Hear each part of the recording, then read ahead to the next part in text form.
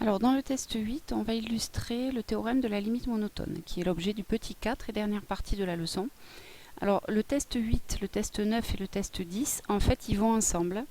On va recalculer des probabilités qu'on a déjà calculées dans les tests précédents, par exemple au test 5, jusqu'au test 5, mais on va les calculer en utilisant d'autres théorèmes pour illustrer le théorème de la limite monotone. Donc les trois se suivent en réalité.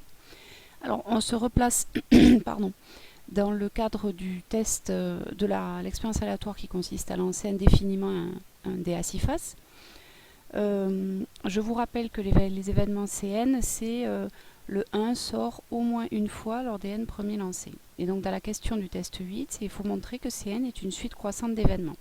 C'est-à-dire que si Cn se produit, alors Cn plus 1 se produit, c'est ce qui est écrit dans le rappel sous la définition.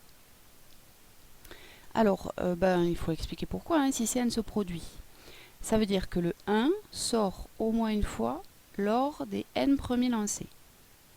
Bon, et donc forcément, si on considère les n plus 1 premiers lancés, si Cn s'est produit, ça veut dire qu'il sera forcément sorti au moins une fois lors des n premiers lancés, puisque le n plus 1e lancé, on l'effectue après le nème.